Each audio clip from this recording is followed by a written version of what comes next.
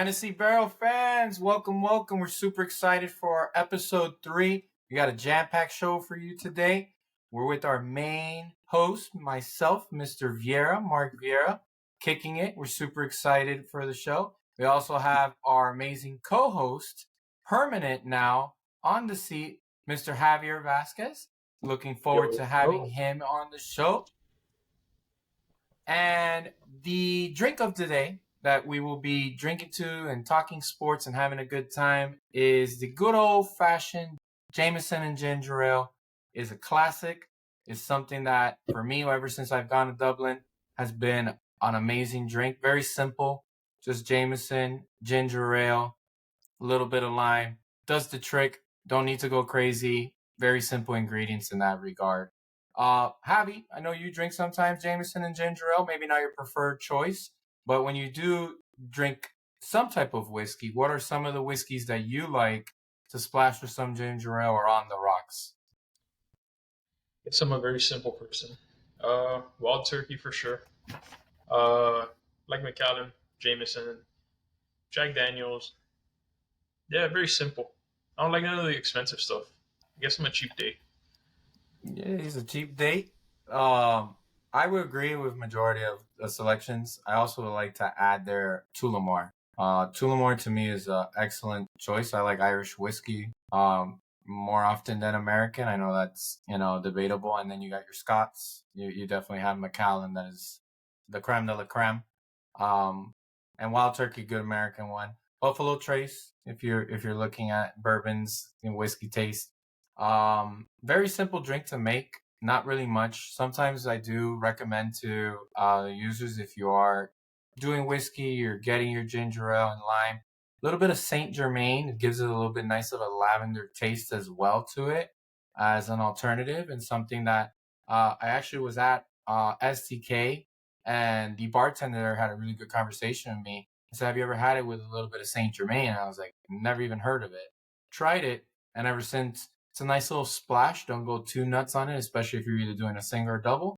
But it's always good to try different things to see how that mixology always works out. So TBF gang, we're super excited to announce that we have gone 6 straight bets hitting on our free bet of the day.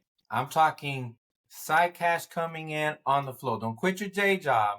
We all got our jobs, but it's always nice when you can bet and you can still bring in that cash. And what we've been using between me and Mr. Javier has been great. We use simulators.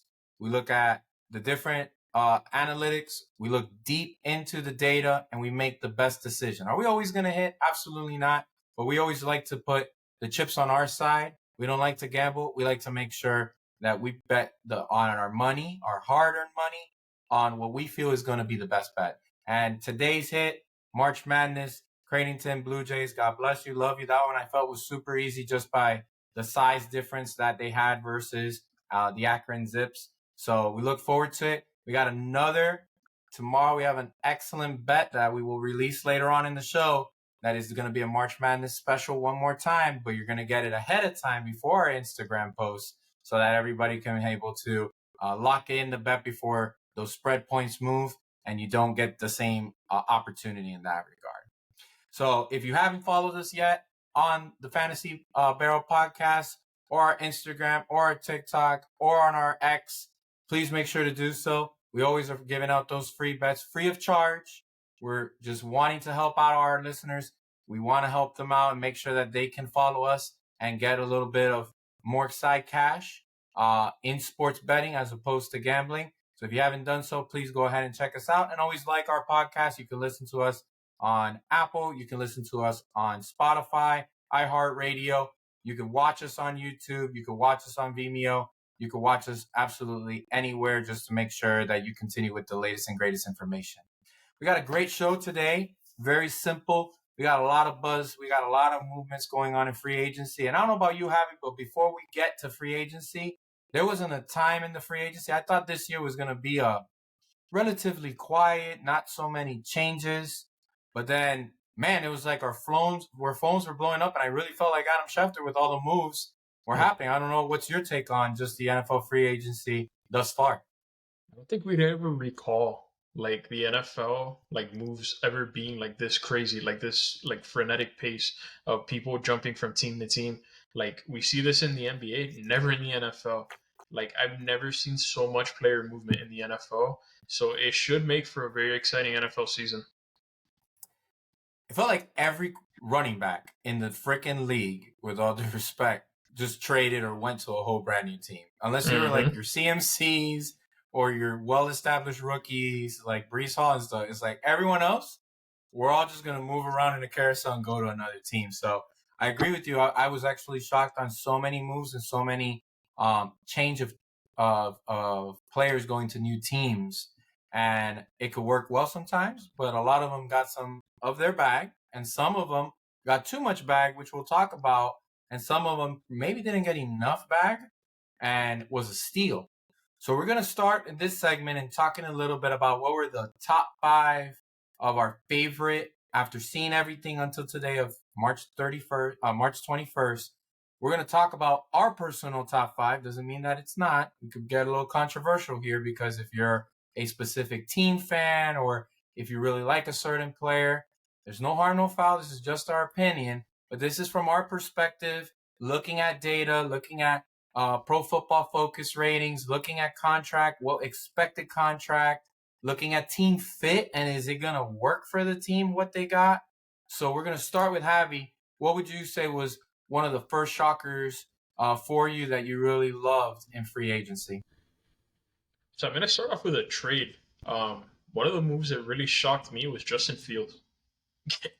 Like he got traded for the equivalent of a bag of peanuts.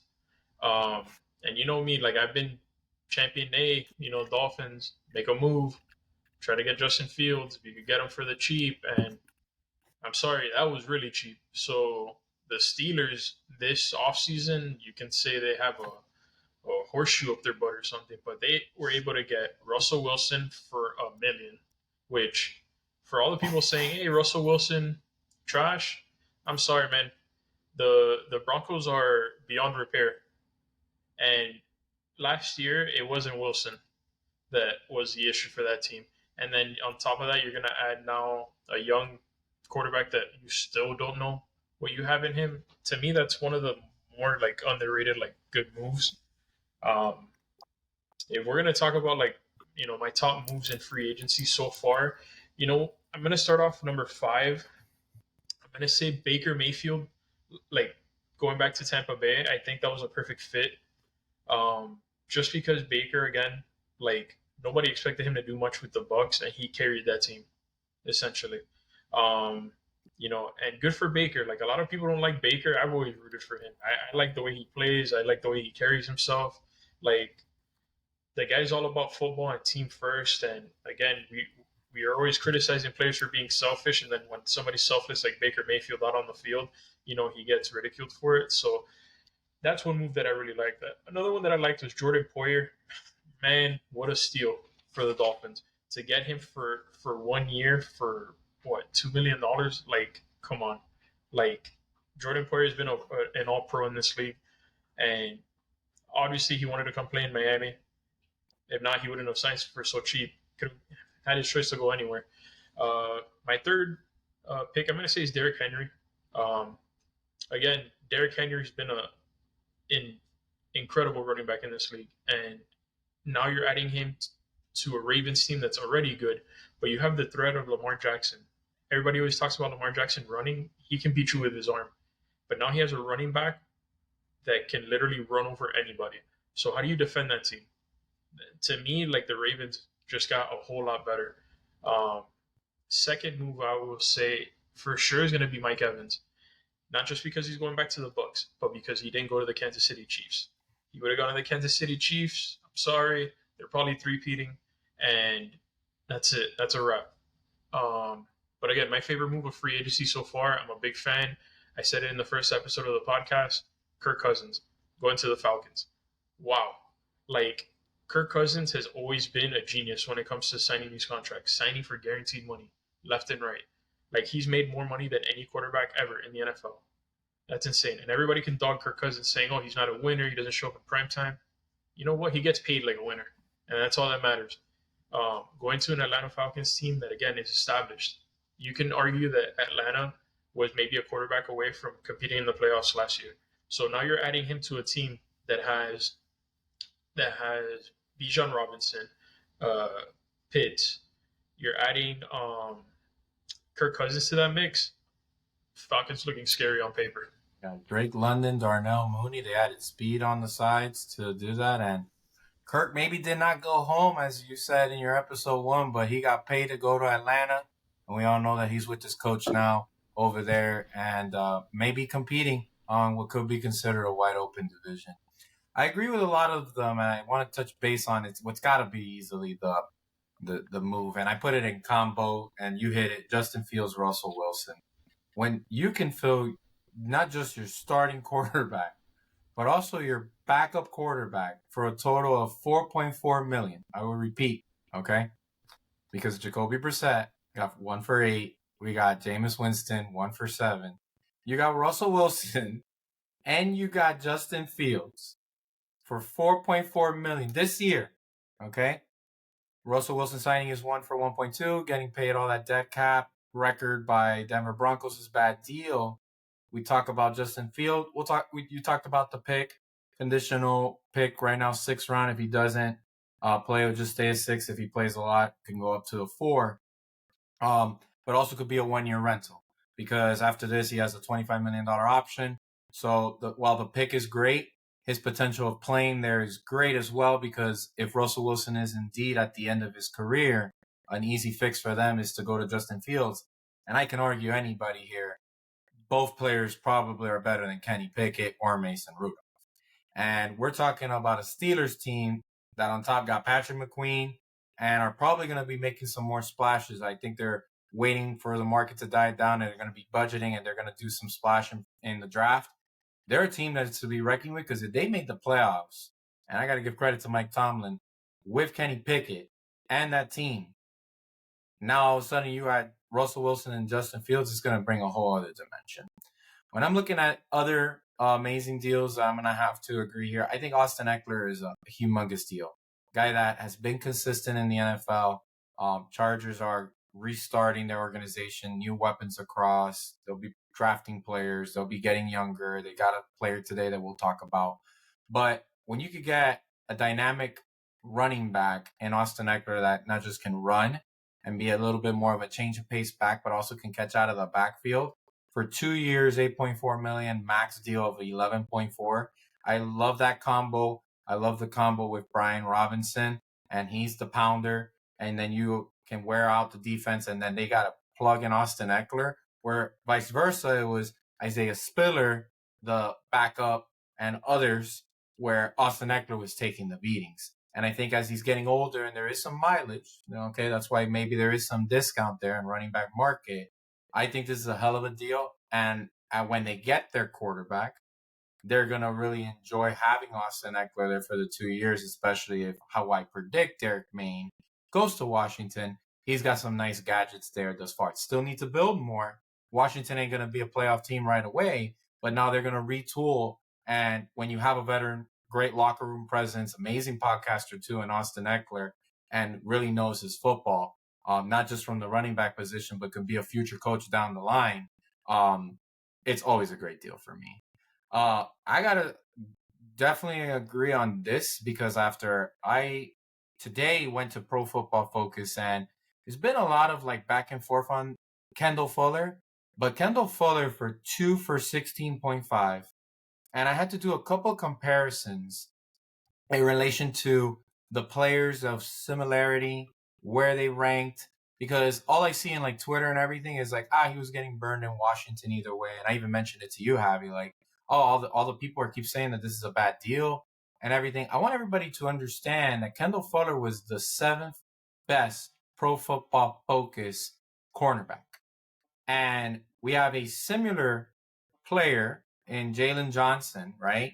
Who was the best corner this past year by Pro Football Focus. And he got a massive deal. In this list, you have Deron Bland from the Cowboys, a stud. You got Sauce Gardner, Trent McDuffie. You got a bunch of people that are still waiting for their contract. And then you have Kendall Fuller playing for Washington, maybe not as inspired. but still had a productive year, and you got him for 2 to 16.5. When I compare what Xavier Howard will get when he's officially post June cut and when a team negotiates and when he's deemed healthy, I still believe he's going to make more money than this on the annual, whether it's even a 1 year deal, 2 year, 3 year, whatever the case. So for me, coming in as a number 2 corner for the Miami Dolphins, replacing Xavier Howard, knowing you have Jalen Ramsey, Jordan Poyer, who we mentioned is a steal as well, at being your 4th best defensive back amongst that unit, and you still have a young superstar in the making in Javon Holland. This is the best thing that could happen. What are your thoughts on the Kendall Fuller deal? Yeah, and as a Commanders fan, I could tell you like Kendall Fuller wasn't the issue with that defense. Um, Again, I mean, you hit it on the head. It could be just playing uninspired, playing for a losing franchise. Um, but Kendall Fuller has always been a producer, whether he was with the Bears or even when he got to Washington. He's always been good. Um, I'm really happy for his move because, like what you touched on, so Xavier Howard probably is going to get more money. I don't see why he would get more money. He's been injured the last 2 years. We know that, and he's been on the decline. And I didn't like the way that he exited from Miami. Saying, "Oh, the door's shut." Miami, the last 2 years, have done right by Xavier Howard and given him the money that he's asked for. They didn't allow him to hold out. At that point, you should kind of like be a little loyal to the team that's pretty much had your back. But you know what? Things happen for a reason, and great move, great pickup. I think it's an absolute steal. I'm going to say, because you said Mike Evans, Kansas City Chiefs, but I will say Kansas City Chiefs got a bargain of a deal in Marquise Hollywood Brown, 1 for Oh, 11. They added 100. speed. They added someone that can take the top off.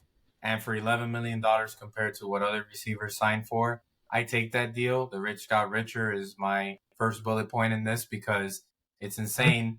Got the cheetah speed, not the same receiver, not the same talent. We definitely know there's a big difference. But you're now looking at Mahomes, Pacheco, Kelsey, Rice, and Hollywood. That's an amazing combo. And setting up the three-peat, whether they make it or not, to the best that they can, given the circumstance that they were able to keep their own in Chris Jones and still manage to add a weapon where clearly Mahomes needs help in the regular season and needs help and not just rely upon Kelsey and Rice as Kelsey gets up there in age. So I like that. And my last deal, if you know me, which many fans, my friends know me, I love middle linebackers. Not because of anything, but also for Madden, also for a variety of reasons. I just also like fast running backs. Fast linebackers. And so when I look at a middle linebacker, I want a sideline. I want a person that is very versatile, can cover tight end, can cover the running back out of the backfield, can blitz at any time, can make the sideline tackles on the sweep plays. And when I look at Devin White for 1 year, $7.5 million, we were raving about him like Shaquille Barrett not too long ago. Played for a Buccaneers defense, and the whole Buccaneers defense was doing the best they could, given a lot of obstacles. And he's going now to an Eagles team that has a top 5 defense, well established, which already has incredible speed. And now you add their biggest vulnerability, which was the middle of the field and being able to cover the middle, with now Devin White. I look at Devin White 1 year, 7.5 million. I look at Jerome Baker 1 year, 7.5, the Seattle Seahawks. One's a Pro Bowler. One is a good player. He's adequate. He'll get the job done and been consistent and very healthy. But Devin White just brings a whole other dynamic, in my opinion, that is going to just help the Eagles and the Eagles to maybe get back into contention mode after a couple of slippage down the end. And I'm going to go back to Jordan Poyer. I will tell everyone, like I told you, Jordan Poyer doesn't even need to play it down for the Finns, and this is already a steal. Think of it. We get punters that are making more money now. We get backup quarterbacks at 1 per 8 million. Sometimes they don't even see the field. We got special team players that make $4 or $5, $6 million just to play on a role playing situation. And you now bring in a Jordan Poyer which is A plus, because whatever he can bring to and also bring that veteran presence and that dog mentality to that already that mini legion of boom in Jalen Ramsey, Kendall Fuller, you have Javon Holland, and you have Poyer. The beautiful thing is I love the dynamic and the marriage because Kendall Fuller down the line can even play some of the safety packages because he's so versatile to be able to do a little bit of both. So even if Jordan Poyer is a situational player, or we know uh, Coach Anthony, the new defensive coordinator for Anthony Weaver from the Miami Dolphins, loves to sometimes play two safety packages. They're able to do so and have that versatility. So I like these moves. I like some of the moves you mentioned. Now we're gonna switch a little bit to shift, and we're gonna talk about some of the moves that we're like, just like sometimes we may get in fantasy and we're like, whoa, overpaid. Whoa, why did they even waste the money, the time? The deal just doesn't make sense. The agent clearly out hustled the team. So Javi, what would you say were your top five moves of free agency in that aspect? So we'll do this one in reverse order. So we'll go number one because I think we can both agree on number one. Calvin Ridley. Like, you got to be joking with that contract, right? Like, again, you ask yourself, what has Calvin Ridley done? So we thought, hey, he's going to the Jaguars and you're pairing him up with Trevor Lawrence. Oh man, he's gonna be in for a big season, right? And we're severely disappointed. He goes to a Titans team again that, for the most part, has had their team depleted. They have an aging DeAndre Hopkins, a second-year quarterback, and Will Levis. Did you really need to get Ridley? Probably not. Um, the move doesn't make sense. The contract, the amount doesn't make sense. Whatever. My team didn't sign him, so what do I care, right? But the one so next move that I would say probably a massive overpay, and I think it again because we agree on this is Christian Wilkins. As much as we love him as a Dolphin, as much as we love him as a player, part of our community and stuff like that, there's only two defensive tackles in the NFL that are worth that type of money. One of them is still playing in the NFL, and the other one just retired and is a first ballot Hall of Famer. Chris Jones deserves that money. Can you say Wilkins deserves that money? I'm sorry. I've never seen that production from Wilkins. Was he a good player? Yes. Was he a dominant player like that where he can literally take over a game? I've never seen that from Christian Wilkins in the 5 years we had him here in Miami. So only time will tell, right? I'll probably eat my words if he blows up, but chances are probably not because as we've seen, you can find defensive tackles to plug and play, and they're kind of interchangeable. Again, look at what the Dolphins did with Zach Sealer. We got him from the literally like wasn't even playing for the Baltimore Ravens, came here and just literally like came onto the scene. So again, only time will tell, but I think that was a massive overpay. And then another move where I think was a massive overpay was Robert Hunt. Like, I'm sorry, I didn't see that type of contract for Robert Hunt. And when I saw it, I'm like, hey man, vaya con Dios, bro. Um, that to me, that money is absurd. And again, that's money that I would pay for like maybe a tackle. But you're talking about a guard, and not only that, injured at that. That's massive overpay. But again, bad teams have to unfortunately pay for for pay some bad contracts to get talent. So I mean, the Carolina Panthers, I see what they're trying to do by trying to keep their second year quarterback and Bryce Young healthy and upright, but massive overpay. Josh Jacobs, number 4 on this list. I Yeah, I can't agree with that contract. It makes no sense. Like, in a league where we're literally not paying running backs, it's obvious. We're not paying running backs. We will draft running backs to replace you. Nope. They said, here you go. Here's a 4-year contract, $48 million, or what was it, 48, 44? 48. No, it's 48, right? Yeah. Like, what are we doing? Like, okay, fine, he's 26. But aside from 1 year, what has Josh Jacobs done? He's hurt all the time. Like, this contract made no sense to me whatsoever. Green Bay's like, all right, cool, we're gonna let go of Aaron Jones because we feel like you're too expensive, but then you turn around and sign Josh Jacobs. And then you also have a pretty good running back, like as like backing up Aaron Jones. Like AJ Dillon is a good running back. And fine, let's say you don't want to give him like the lead back role. Draft another running back. I'm sorry, like 4 for 48 just doesn't make any sense to me. All right. And this one, I'm sorry for you listeners. If you guys are a fan, don't kill me. Um, I will say that this is a bad move, not because of the contract, because he might be well worth the money, but just because of the situation and team that he's going to. But I will say that Brian Burns going to the Giants for that contract is insane.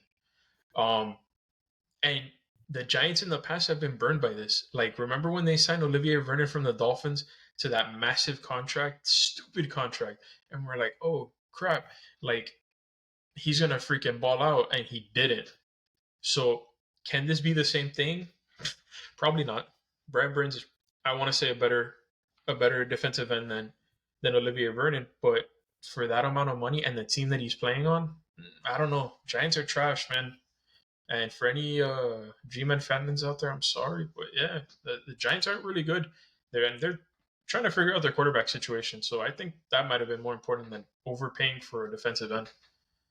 What about you? What do you think? Let me piggyback on some of them just because I like to implement data and to give the understanding as to why the selections, right? Because this right here, we may be dead wrong and these guys live up to their contracts, but we do it of the moment. So we go quickly to Calvin Ridley, right? He did absolutely nothing to get a 4-year for $92 million and really reset now a wide receiver market of $23 million. If anything, that just messes up the market for everybody else looking to get paid.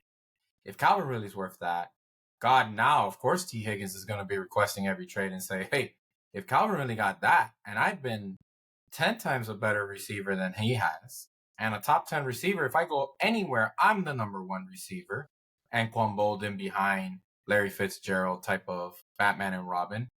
Now, I'm concerned for receivers moving forward based on this deal because everyone, when they were drafted, he was the hottest commodity of fantasy football. They're like, oh my God, this is Allen Robinson and Blake Bortles all over again. Trevor Lawrence is going to spam Calvin Ridley. Calvin Ridley's ADP rose to the extreme. And I could see it. I would be very personal. I didn't get him in any of my leagues because I didn't see the Allen Robinson, but I can understand the comparison and disappointing year where the contract that we were kind of talking about of Christian Kirkpatrick when he first signed with the Jaguars, I thought that was an overpay coming out of Arizona. And that guy has lived to that money plus some. I cannot see Calvin Ridley going to, as you mentioned, the Titans. This is a deal like this was the piece you were missing to compete. And far from, after you're going away from Derrick Henry, the face of your franchise, to now thinking that Calvin Ridley is going to aid that, totally wrong. Not worth it. Especially, I'm looking at just the other free agent moves. Why not get a Marquise Brown for 111? Why not get Mike Williams for 1 for 15? You then locked up 4 years for $92 million on Calvin Ridley. He may continue to be an receiver, maybe a number 2 receiver, and you coughed up $23 million. Just my opinion. I'll touch quickly on Josh Jacobs. I don't know what the hell the Packers do. You could have just gotten probably Aaron Jones back for 1 for 7. You probably even could have gotten him for 1 for 5, 1 for 6. Hey, yo, we love you. Packer fans love you. You've always been a locker room presence. You're a rah-rah guy. Come back one more year to see if we bring the gang back together. Instead, the Vikings capitalized and they gave him the 1 to 7. And Aaron Jones, did have some injuries this year, but has been fairly consistent and has really been a savior of the Packers with Aaron Jones, with Aaron Rodgers, with Jordan Love, and where many people thought, oh, well, now Aaron Rodgers left to the Jets, Aaron Jones is not going to be the same. He proved everybody wrong because his per game averages were just still as good, and they relied a lot on him. I think Jordan Love benefited a lot from Aaron Jones and the way he runs and the way that he capitalizes not just on the ground, but on the air. So then I look at, okay, Josh Jacobs, 4 for 48. Did I miss something that this guy is a top 3 running back or something where you can pay this guy? I mean, the Raiders tagged him last year, shut him up, took out the tag, and just said, here, man, we'll just give you $2 million more, 1 for 12. I don't understand the 4-year deal. And the way that they structured it too is, although they now have to wait 2 or 3 years to cut him, for a person that's been good but inconsistent, I just don't see how this was money well spent for a team that's in the playoffs and can probably capitalize.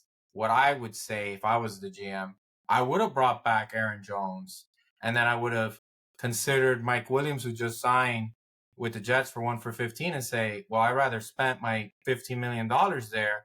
I now have another weapon, tall weapon, athletic weapon, where I can throw that up. And Jordan Love has that. They don't have that.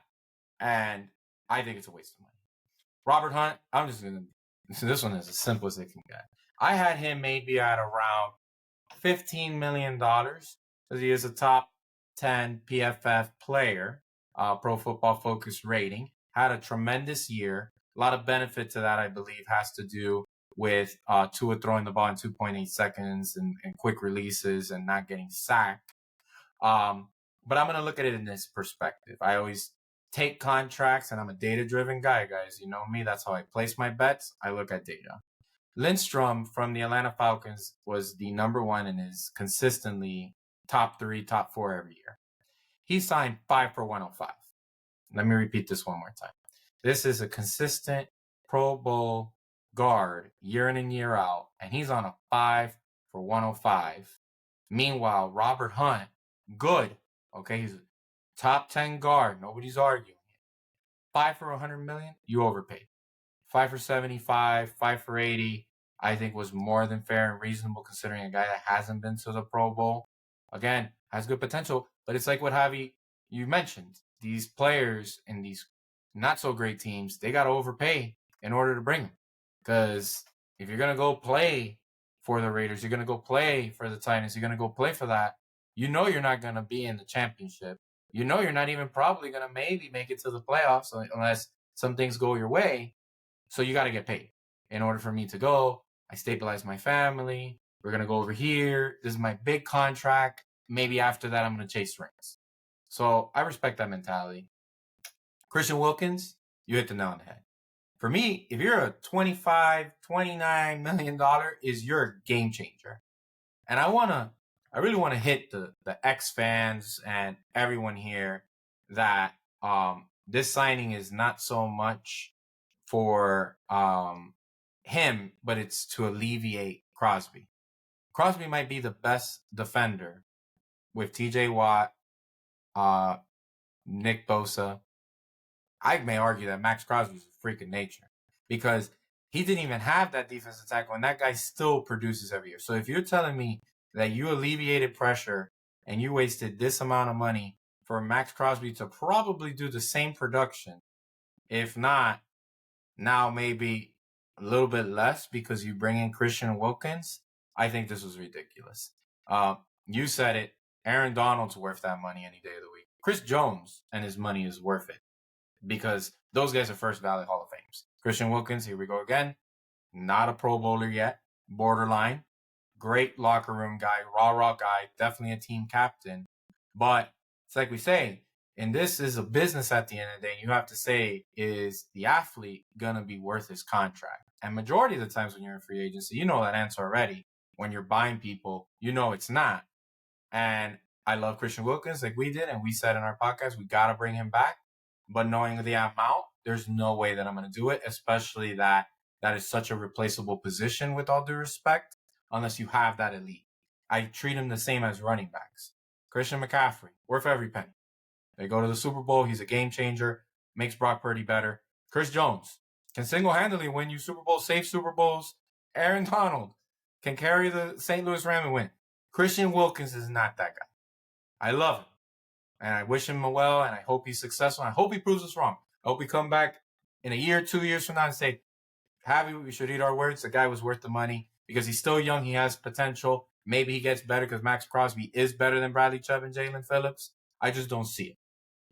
And last but not least, my last one that is different, my Saints. I'm a Saints fan. For those of you who know, I don't get why Chase Young on this 1 for $13 million. And I'll say it in a variety of aspects.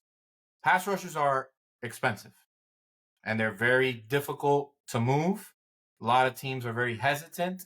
And if you do, you have what Javi just said on his pick, Brian Burns, nothing on the player. You're either going to have to pay quadruple the money just to get that pass rusher. Or you got to trade your first round pick like the Dolphins did and in getting Bradley Chubb.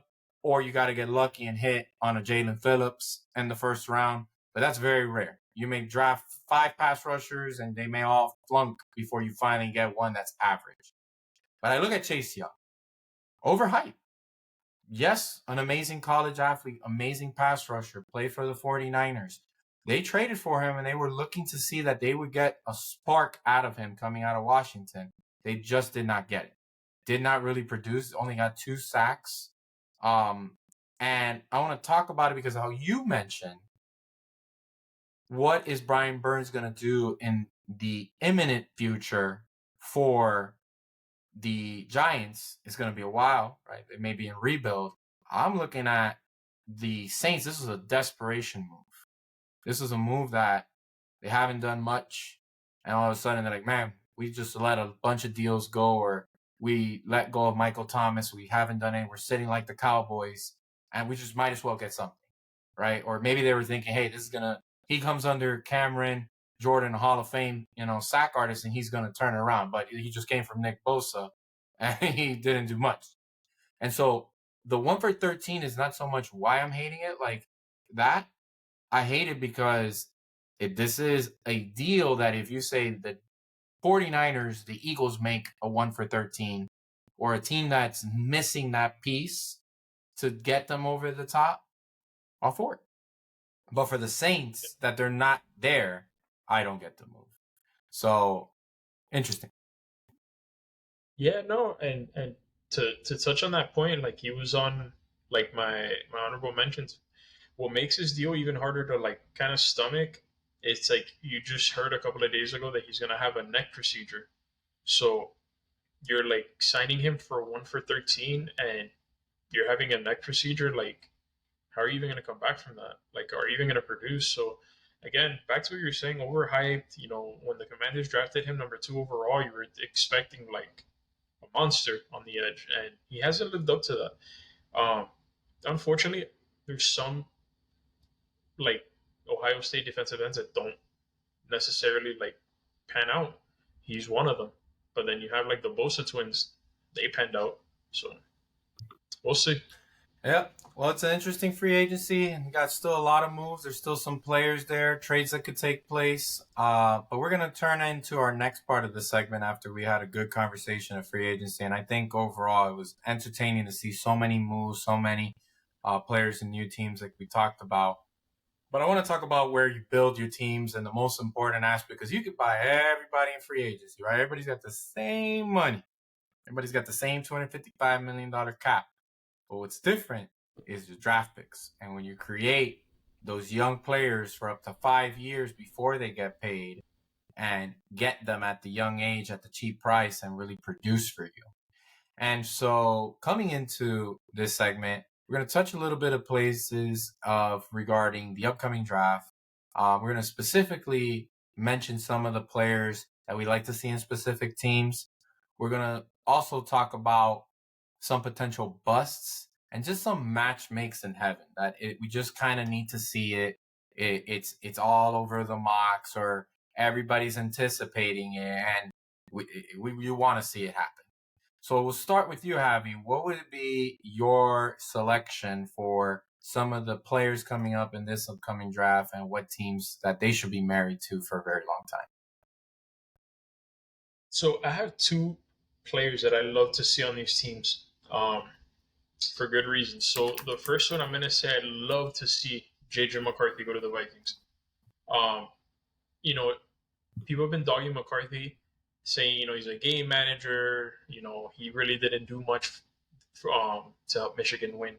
the national championship, that he was carried by that team. But guess what? He's the only quarterback that said, "Hey, I'm going to throw at the combine. I'm going to throw at my pro day," and he's risen up the draft boards. I honestly think he's a perfect fit for the Vikings. The Vikings just lost Kirk Cousins, and they need to keep Justin Jefferson happy. What better way can you keep a wide receiver happy than a quarterback that is going to rely on you like as a safety blanket? So I think that's a move that I like to see. Another one as a Washington fan that I would like to see is Drake May. To me, Drake May might be the best quarterback in this draft. And people aren't talking about him enough, but that's fine. He could fly under the radar as long as the Commanders could draft him. I'll be happy. I would love to see him play for the Commanders, and I think they do have, again, when we talked about it in the first episode. I think they do have the right coach, especially after free agents. After free agency, seeing some of the moves that he's done, like I can see the Commanders being like a sneaky playoff team. They're not as bad as I thought they would be. Again, we have to see what they do at quarterback, but I'd like to see it. Um, the one guy I don't know, I'm not convinced with. I think it's Caleb Williams. Like all we hear about is Caleb Williams on ESPN. Oh my God, did you see him throw a 7-yard bomb? Oh, did you see him complete this pass, this and that? Man, me and you have watched football like since we were kids. We saw the disaster that was Jamarcus Russell. We've seen the disaster that is Zach Wilson. We've seen the disaster with all these other quarterbacks that get super hyped up and they never live up to that hype. Caleb Williams could be one of those guys. Listen, we saw Zach Wilson throw a 7-yard bomb too, and everybody's jaw dropped. Oh my God, we got the next Mahomes, this and that. And come on, do you really think Zach Wilson will ever be Mahomes? No. And everybody's hyping up Caleb Williams to be this quarterback, and I honestly don't see it. Me personally, I just don't like USC quarterbacks. This could be different, but I don't see it. And when you hype up somebody this much, dude, there's a lot of pressure for you to produce. That's one of the reasons why I think CJ Stroud last year like went into the perfect situation. Not enough people were talking about him. Everybody was talking about Bryce Young, Bryce Young, Bryce Young. CJ Stroud flew under the radar and rookie of the year, led his team to the playoffs. The Texans, their 5-year rebuild plan just turned into 2 because they hit on their quarterback. That's how important hitting on your quarterback is. So for any team that drafts Caleb Williams, and it does look like it's going to be the Bears, good luck because you drafted Justin Fields and you thought that wasn't the guy. So you better pray to God that this is the guy.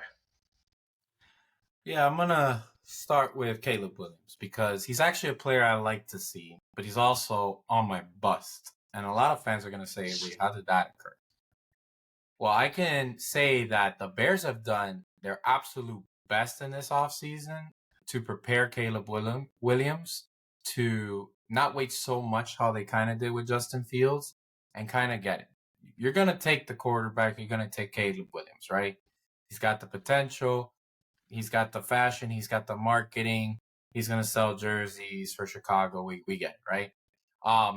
But and when you're the first pick, you have that most pressure, and recent Baker Mayfield took a team change, got to a right team, saw him become a top 10 quarterback in fantasy and statistically and even a Pro Bowler this past year. So where I like to see him is definitely in the Bears because they prepared for it. They made big moves in getting DeAndre Swift over there. They already had DJ Moore. They have Keenan Allen and an underrated signing in Everett Grant from the tight end from the Chargers. So it makes sense. The system makes sense. I see it. But I also think that he has tremendous bust potential. But sometimes you got to, like you mentioned, you got to hit on your quarterback. So nobody's ever going to judge you if you swing and you miss at a quarterback. But if you take an offensive lineman over the quarterback, you will be judged to this day. Don't want to bring back Jake Long and Matt Ray. I want to hit. Don't miss on the Never miss on the quarterback. Keep swinging until you hit on it. You mentioned it on your first podcast, Robert Griffin, Kirk Cousins. Keep drafting them. Take 2, take 3. Who cares? Because if you hit, it's it could be the difference of your franchise going to the next level. And running backs don't do it for you. Wide receivers don't do it for you. Tight ends don't do it for you. It's all about quarterbacks and defense. And statistically, we have seen that. And that is going to be the constant MO of every team, right? I want to talk about Drake May because to me, he is my favorite quarterback in the draft. The guy just has pure athleticism. May take him a little bit of time. And that's okay because where the Bears are trying to strike now, Washington is going to want to take their time. I think you could see it as that the Washington could be a sneaky team. I think that where they already had Sam Howell, probably had a Blake Bortles fantasy year, had a lot of passing opportunities, but was the most sacked, was doing sometimes boneheaded decisions. Drake May is the opposite. Very athletic, tremendous accuracy. He's got great field vision.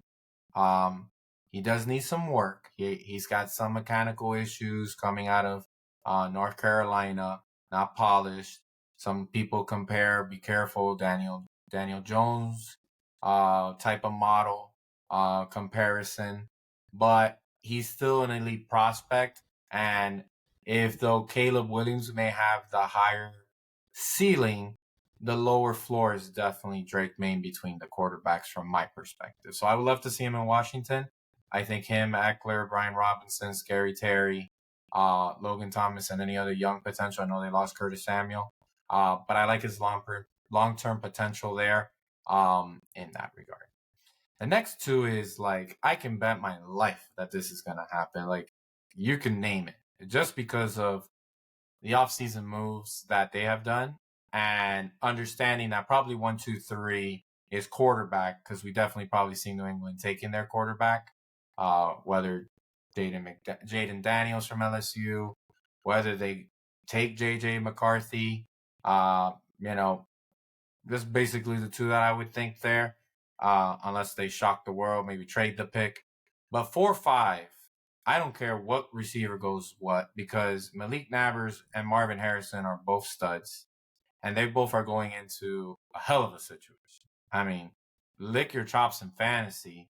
We have here that Kyler Murray, Marvin Harrison could be thrown to either Justin Herbert or Kyler Murray. And if you're in Dynasty, they're easily top 10. He's a top 10 receiver.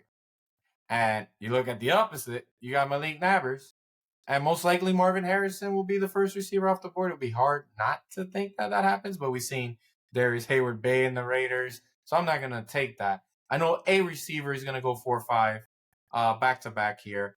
What order? I say Arizona, Marvin Harrison, Kyler Murray, and then I have Justin Herbert because they lost Mike Williams, they lost Keenan Allen, they lost all of their weapons. So Justin needs new weapon. Definitely Malik Nabers is going to be there. And Malik Nabers, for everything, he's quick, he's athletic, and he's coming out of LSU, who has had tremendous success in developing receivers. Ohio State, Marvin Harrison Jr., he's got his dad's potential, and if not higher, also taller than him at 6'4".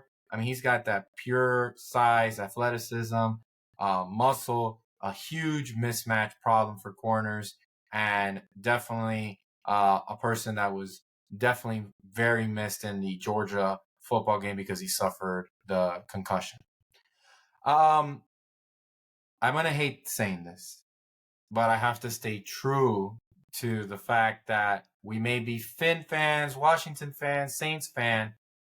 I got to say Brock Bowers to the Jets is a matchmaking habit. If I'm the Jets at 10, don't even wait for that clock to go down. If Brock Bowers is there, that's the piece they're missing on offense. They already have Garrett Wilson, who's young year of age still, and hasn't gotten his big contract. Top 10 receiver easily. You got Breece Hall, top 3, top 5 running back. Just a freak of nature and arguably my favorite running back currently in the NFL. You have... Yeah, he reminds me a lot of Forte. He's got Matt Forte, a couple of years ago. To me, I think even more athleticism. I mean, it's incredible. No, for sure. More speed, for sure. But that, like, he's just a stud. And honestly, he was in all of my fantasies, and I won a lot of fantasies. Thank you, Breece Hall. God bless you. Then I look, they got Mike Williams like we just talked about. Aaron Rodgers is coming back. Aaron Rodgers loves his tight end. And they got Tyler Conklin there. Tyler's a great tight end. He's solid. Coming out of Minnesota and a little bit of a journeyman. He can block. But Brock Bowers is an elite talent at the tight end position and a big success as to why Georgia has been on the map for their time period. So I can't see now knowing that the Jets took Tyron Smith and they got their, left tackle, got some support there for Aaron Rodgers, how they could pass on a freak of nature of a tight end in Brock Bowers. And I would say the last person on my list, I'm not the flashy guy ever. If you know me, which many of you don't, I'm the person that's what's right for the team. We're going to go to the Fins. The Fins are at the 21st pick. And when you're at the 21st pick, I want everybody to understand you are at the mercy of the draft. Meaning, you're going to either wait and see what occurs in the top 15, what players slide, what players were reached, because it always occurs. Some players that should not be in the top 10, some players that should not have been in the top 15, some players that should not be in the top 20. And then you have some of them that are surprise picks left and right. I understand the biggest need of it being offensive line or defensive tackle. But I want to bring up Xavier Worthy. The fastest guy ran his combine, which means very little. We've seen other players, Darius Hayward-Bay and others run it. But I want to talk about speed kills in Miami and the system that Greer and McDaniels have created. And this is if we do not sign OBJ. OBJ visited today for the record, left. We'll see if the deal matches contract, if it's worth it. I told Javi off the record, he signs a 1 for 5. He signs a 1 for 6. Some bonus incentives if he gets certain accolades, $8 million. I really don't care. We were paying Cedric Wilson $8 million. And if Gabe Davis and all these other probably more number 3 receivers are getting $12, $13 million, I don't mind OBJ because he can play inside, outside, and allow for Tyreek or Waddle to play inside, outside. But I look at Xavier Worthy if it doesn't work out with OBJ for a magnitude of reasons. And again, speed kills in the Fins. That's another player at the disposal of Mike McDaniels' system. And Tua still going to keep his same prototype of getting the ball quick and getting it to receivers to make plays. Xavier Worthy is that guy. He's not going to beat you on the one-to-ones. But when you have Tyreek, if you have Jalen Waddle, and then you're starting Xavier Worthy in the slot, that's a matchmaking heaven because it just gives more weapons to Tua. Well, maybe he plays on his last year of his contract, and it also allows you to have somebody in the pipeline because Tyreek has been in the news a lot. Tyreek is now he just turned 30 years of age, and we have him for in his contract easily 2 years more because his third year is $45 million, and they're not going to pay him that. And then you look at Waddle, you still got him cheap for 1 more year. Then they're obviously going to opt the following season for 15 mil. And then they're either going to most likely tag him. But you need a third receiver in the pipeline in the event of an emergency. And right now, that person is River Craycraft and Braxton Berrios in the depth chart. They have Eric Ezuman. I don't even know his Ezukama. All great players, but none of them are number 1 potential receivers. They're great role players, can come in, special teams and all of that. But at the end of the day, if he's there at 21 and your offensive linemen are out of the equation or a target defensive tackle, or if the Fins can trade down, meaning to 28, 27 instead of trading up, secure maybe another 3rd round pick, a late 2nd round pick, and target him, I would do that because it's what I think is the best. Because when I look at 1st round pick, the Fins may have holes, but they not have any glaring holes based on their free agency moves that is going to limit them from still not being a playoff contender team. So what is going to help us? We have our corners. We have our linebackers. Yeah, we could use the defensive tackle. We could use the pass rusher. We definitely need the offensive line. But I'm not just going to select an offensive line if all of the offensive linemen we want are off that board. So I say Xavier Worthy, and we saw the big smile in in the combine. We saw Mr. Mike McDaniels there, like flashing eyes, like he was probably with Devin Achane last year, and we all saw the success of Achane. Add another playmaker to that, cheap for 5 more years next to Achane, Waddle. Those are your 3 potential playmakers with Tua for years to come if he is the quarterback. So that's my thoughts. Any closing marks on players you'd like to see? Just to touch on that, so I'm with you, right? We need a wide receiver like down the pipeline. Again, Tyreek 2 more years, only getting older, might start slowing down. Which again, Tyreek's a freak of nature, so who knows if he even slows down, right? The one thing with Tyreek that you do notice, I mean, again, guy doesn't tape up his ankles, always rolling up his ankles, and that's kind of concerning too. So to draft a wide receiver is smart, especially if you like what you just said. If you could trade down, get more draft capital, and still draft the guy you were going to get all along, I'm all for it. However, the one thing that does scare me as a Dolphins fan in this draft is Chris Greer hitting on these picks, because one of the reasons why we're in this situation where we don't have depth at a lot of positions is because we haven't hit necessarily on those picks. So this is going to be the year where Chris Greer is either going to save his job or probably get fired. Because if you don't hit on a good majority of this draft, like we might be looking for another general manager and we might be restarting this whole rebuild all over again. 5 years ago when we did it, we were sold this whole beautiful painting that we're gonna have a Super Bowl winner in like the next 5 years, and it still hasn't happened. Were we close? Yeah. Were we the number one offense in the NFL? Sure, absolutely. But this team wasn't necessarily built on the draft. It was built through free agency. And again, as much as everybody wants to say same old Dolphins, I hear it. It is same old Dolphins. We built through free agency. Yeah, sure, we hit on some draft picks. We didn't even get to sign them. We didn't keep them. So again, who you hit on is very important, because if I can count more times that you've missed and you hit on your picks, sorry, you're not a good GM. You're not a good evaluator of talent. You cannot continue to build your team through free agency. Just ask the Rams when they did it a couple of years ago, when they won that Super Bowl. Absolutely. Would I trade? Would I give anything to win one Super Bowl and be bad for the next 10 years? Absolutely.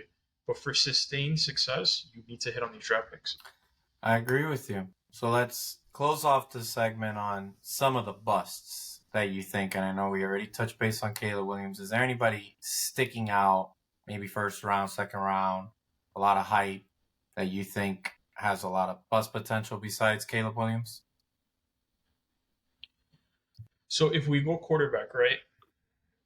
I'm going to say quarterback just because it's the most important position. Because it's easy to throw out like a wide receiver or like one of these other positions. Because again, there is a bit of an adjustment period, right? But quarterback is the most important position on the football field. So if we're going to go by that, right? One of the players where I think would be a massive reach if this guy even managed to get first round, even second round, just because I feel like he was overhyped in college. I didn't see a lot of like the wow factor with him in a lot of his games, and that's Bo Nix. I don't see it when I saw him in college. Again, you don't see any zip on his arm when he throws.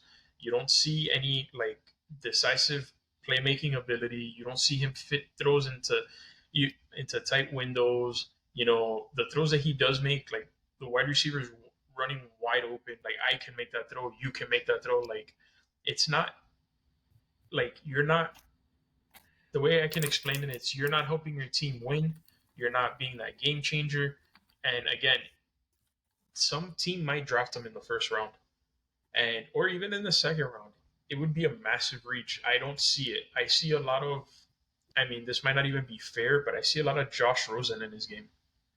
And if anybody reaches on him, I mean, I don't want to be that fan base. That's all I'm going to say. I couldn't agree more here. I have nothing but love for Bo Nix. Bo Nix, since coming in of Auburn, true freshman starter, undersized, not the strongest arm, a great kid, and has a Bo Nix fan base. Don't want to go to Tebow conversations, but he's got a strong fan base, people that want to root for him. the problem I have is that Bo Nix is not a first round talent. Bo Nix is a person that is gonna unfortunately be a first round and carries too much bust for my liking. Where I think that Denver's gonna look at him and make the mistake. And you said Kirk Cousins come home. I say Bo Nix don't go to Denver. I know Sean Payton is going to want his quarterback. That's what's going to help him, save him. I just don't think that Bo Nix is the guy. For that, I trade up and I take a Jaden Daniels who has a Lamar Jackson, type of system that can do. I'm not a fan of J.J. McCarthy. I also think that he was a product of the system on a boring ass offense of Michigan. And there is some things I do like out of J.J. McCarthy over Bo Nix, but I'm looking at where these guys are being drafted. And you're right, you take these quarterbacks, but Jesus, the best player in this draft might fall to 4 or 5, and it's Marvin Harrison, where there's clearly like one of the best prospect receivers to come out, like AJ Green type. It should be the second pick. And so when you're looking at him, you see, Hall of Fame potential like his dad, the work ethic, the ability, the size, the freak of nature, and you're taking so many of the other quarterbacks, which again, wide receivers ain't going to do it for you. Totally get it. But if I'm taking those type of quarterbacks, you don't want what you were recently saying of certain quarterbacks to be a draft pick where you could have had a change. I'll give you an example. And like I always tell people, you're the New England Patriots. You're going to, sorry, Patriot fans, not sorry, you had your dynasty. You're going to suck. It doesn't matter if you're going to take Jaden Daniels, right? So you're going to pass. Let's say they take J.J. McCarthy or they take Jaden, right, Daniels out of LSU over Marvin Harrison. They don't have a receiver there that is, oh my God. And you take a Marvin Harrison and say, well, I may end up with maybe a second round quarterback, maybe Milton, maybe I just suck it for another year. Maybe next year I pace myself and get another position, or for potentially a Hall of Fame wide receiver in a Marvin Harrison, Michael Nabers type of combo. That's the part where it's a little bit troublesome to swallow, because although I root for JJ McCarthy and what he did with Michigan and Harbaugh is incredible, just like Bo Nix did with Dan Lanning over there at Oregon. Loved them, got the best out of them. They're not coming like Justin Herbert out of the NFL draft where you're stars. They're not even coming like Trevor Lawrence, who was like at that time in Clemson can't miss and having some struggles in the NFL for a variety of reasons. We won't get to that. But a lot of it could be product of the system, and that's beyond scary. Whereas you look at Maine and you look at Caleb Williams, right? And Caleb Williams could be the biggest bust, but he has that Patrick Mahomes / cannon of an arm that, people love. People love Josh Allen's arm, and you can't teach arm. I could tell you Bo Nix doesn't have that arm, and I can tell you JJ McCarthy. Good arm, but not that type of arm. And we have two elite quarterbacks, two of, if not top 4, top 5, that have the strongest cannons, and that's Patrick Mahomes and Josh Allen. And then you have Lamar Jackson, dual threat quarterback, but very underrated passer, hadn't had the weapons. And Justin Herbert, cannon of an arm. Another cannon has been injured, dealing with everything. So when I look at this, we have seen through studies and statistics that quarterbacks that don't have the NFL caliber arm struggle because we've seen them that they either become good rhythm passers. Jared Goff, he's not a Hall of Fame quarterback, but is a hell of a quarterback, top 10 quarterback. You look at Tua, doesn't have the cannon of the arm, but he's extremely accurate. Will he ever be top 5? No. So when I look at those other guys, No, I agree. I'm a little concerned for where they're going to be drafted. And not to say it's not worth the pick. I just see bust. With Sam Darnold, Zach Wilson, We've gone through this. Jake Locker, right? When it was way back in the day when we were having the conversation, you loved him coming out of Washington. They don't have that arm. But then you look at guy that we looked at, Josh Allen, coming out of Montana, playing at a lesser division, but had a cannon of an arm. And in the NFL, unfortunately, that matters because even Drew Brees was 5'10", but had a cannon and was finding ways to make plays. Yep. So that's the only thing that I would say out of the bust to end the segment. Any closing words? Yeah, no, I agree. With quarterbacks, like that's one of the issues I have with Tua. Like you need a weatherproof quarterback, like somebody with that arm, and usually those are the quarterbacks that are going to win. Or you have to have the weapons around them, in my perspective, to overcompensate that. So Brock Purdy.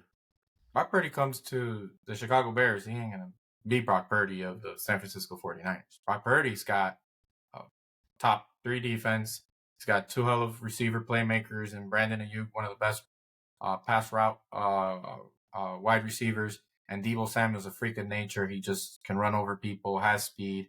You got George Kittle, a top 5 tight end. And then you have CMC, arguably easily the best running back if when healthy, and always we hope to always see him healthy because he's just a fantasy stud.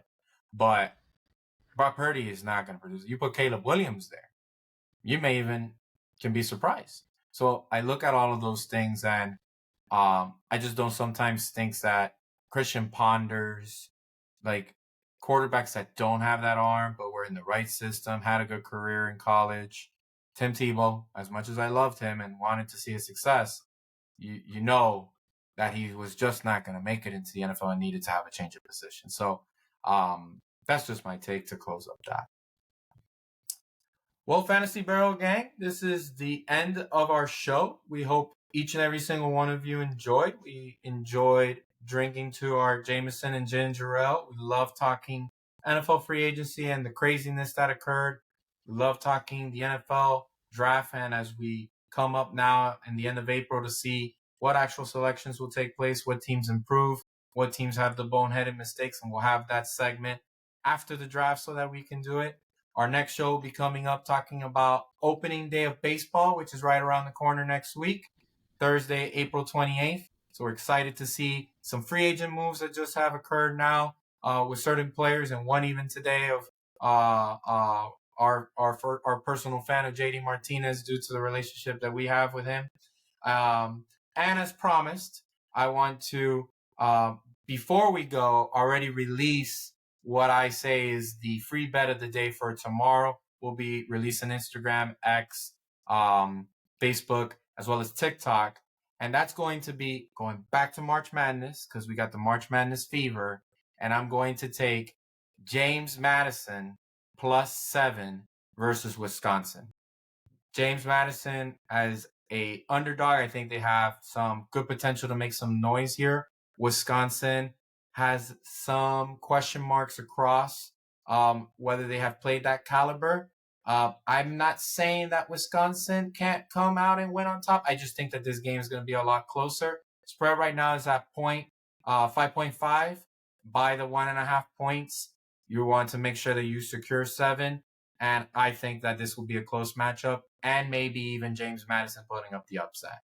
If it does, then that's in our favor. So we're going against, we're taking the against the spread here. We're going to take the +7 points, lock it in, secure it. We're going to aim for 7. Feeling really confident about it. So make sure you lock it. And I want to say thank you again to our amazing co-host, as always, Javier Vasquez, our partner in crime, always looking at the amazing information, the data. Have you any closing words on your part before we tune out?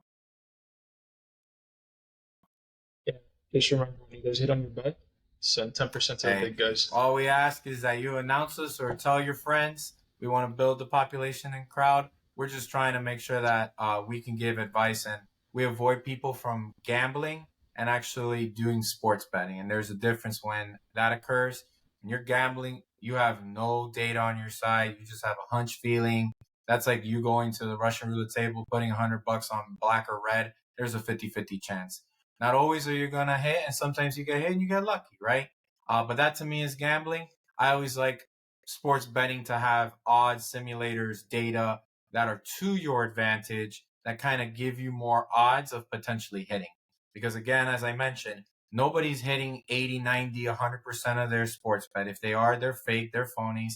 Ask them for the bets. They're not really doing it like how we're doing it. We're tracking and sending it in the morning and then releasing the results. And if we hit, amazing, we love it. But at least we'll be also truthful with our results. And if we didn't hit, hey, we missed. It wasn't our day. Sometimes it's not our week. Sometimes it's not our month. But if we could finish in that 60, 63%, 65%, we're profitable. That's what we're aiming for. If we're even higher than that, we're jumping up and down, and we'll be happy for you guys. As we're making money, you're making money along the way. Don't quit your day job, because that's not a primary source of income, and you don't want to mess with your child's diaper or rent money. Please don't. That is gambling. Put money on the side. If you got a paycheck, put $20, add it to the Hard Rock app, BetMGM, DraftKings. If you're out of the state of Florida, if you're in Florida, you got a sports bet from Hard Rock. So put $20, leave it there, and then make $5, $10 bets at a time. You don't need to become a millionaire right away. It's just like a stock market. Add money to your investment portfolio, and you'll see little by little you going along the way while still protecting some of your assets for the more important things and enjoying life, like watching the Fantasy Barrel. So Fantasy Barrel Gang, TVF Gang, thank you so much for joining us. We hope you have a spectacular show. Special shout out to my wife for the little Fantasy Barrel that she got me from Valentine's Day. So everyone, we look forward to seeing you next week soon, so we can have a terrific rest of the week, and we'll be celebrating that we'll be probably 10 bets straight here at the Fantasy Barrel. Stay tuned, everyone. Peace out.